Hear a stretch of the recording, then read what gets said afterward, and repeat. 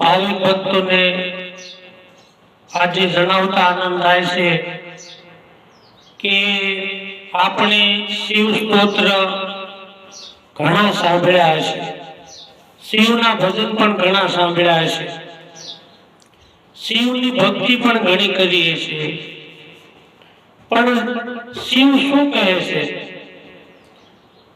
શિવ સ્તોત્રમાં શું રહસ્ય છુપાયેલા છે? તો એનો આજે આપણે એક ખુલાસો કરશું.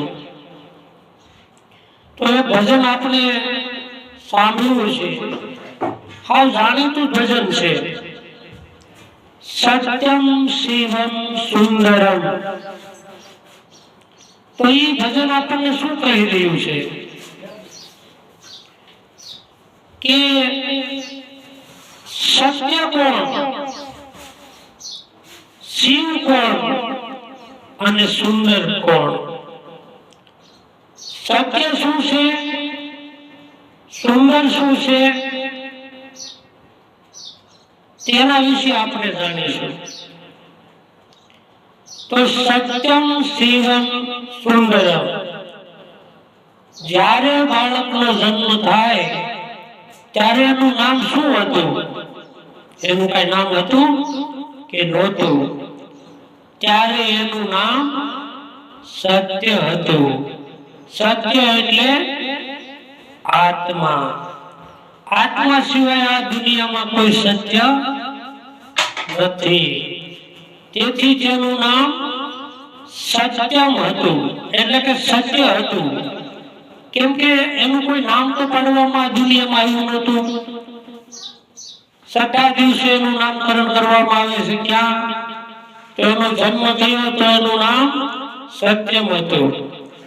પછી આ દુનિયાના વ્યવહારમાં ધીમે ધીમે એને જાણ્યું, મા બાપે એને શીખ્યું, ગુરુએ એને શીખ્યું. ધીમે ધીમે ધીમે એનો વિકાસ થયો અને એને ખબર પડી કે આ મારા માતા પિતા છે, ભાઈઓ છે, બહેનો છે, કુટુંબ છે, સગા છે, સંબંધી છે. આવું જાણ્યું, તેથી તે શિવ રૂપમાં આવ્યો. તેનામાં બાળકમાં ખોડ કપટ હતું નહીં, કેમ કે એ શિવ રૂપ હતો. પછી ધીમે ધીમે સમય જતા તે સુંદર થયો, યુવાન અવસ્થામાં આવ્યો. તેને આ દુનિયામાં બધું જોયું, જાણ્યું, આનંદ માણ્યો અને આનંદ કરાયો. ઘણા કામ કર્યા, ઘણા સામાજિક કામ કર્યા, વડીલોનું સન્માન કર્યું, આદરથી કામ કર્યા, ધાર્મિક કાર્યો કર્યા, તેવા સુંદર સુંદર કાર્યો કર્યા, સમાજને ઉપયોગી કામ કર્યા. તો એ સુંદર કામ ગણાય, તો એ સુંદરમ કહેવાય. જો સુંદર કામ ન કરતા કોઈ એવો કોઈ બીજો રસ્તો અપનાવે, દારૂ પીવે, જુગાર રમે, ન કરવાના કામ કરે, તો એ સુંદર નથી.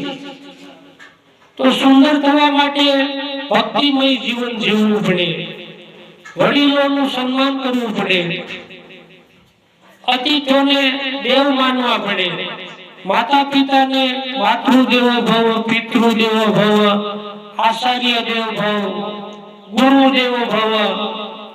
આવા સૂત્રો એના જીવનમાં એને ઉતારવા પડે. એમનું જીવન સુંદર બનાવવા માટે ગુરુની આજ્ઞા પ્રમાણે ચાલવું પડે, તો એનું જીવન સુંદર બને. તો સત્ય, શિવમ અને સુંદર, આ ભજનમાં આપણને શું કહેવા માંગે છે કે આપણું જીવન સત્ય તરફ ગતિ કરવું જોઈએ. પહેલા આપણે સત્ય તરફ હતા, તેથી નીચા ઉતર્યા અને શિવ બન્યા, અને શિવમાંથી સુંદર બન્યા. પણ સુંદરમાંથી પાછા શિવ અને પાછા સત્ય તરફ જવું હોય તો સદગુરુનું શરણ સ્વીકારવું પડે, તો જ આ જીવનો ધડો બંધાય એમ છે, તો જ આ જીવની ગતિ થાય એમ છે, તો જ એ સત્ય જાણી શકે એમ છે કે સત્ય અને અસત્ય નો નિર્ણય કરી શકે છે. તો આજના વિડીયોમાં આટલું કહી અને મારી વાણીને વિરમું છું. જો તમને આ સત્ય શિવમ સુંદરમનો અર્થ સમજાણો હોય તો કોમેન્ટ કરજો, આ વિડીયોને શેર કરજો, લાઈક કરજો અને સબસ્ક્રાઇબ કરજો. સાહેબ બંગી સતનામ.